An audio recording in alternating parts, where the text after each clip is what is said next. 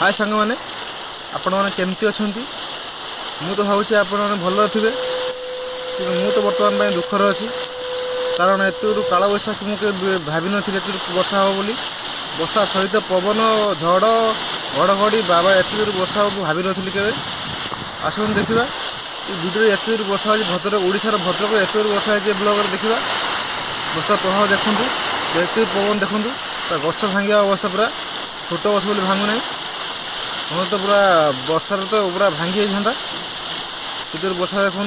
चाल घर अवस्था कौन हो आप भाईपारे जो गरीब लोक चाल घर जो कृषि लोक चाल घर थी सर अवस्था कौन हो आप भाईपारे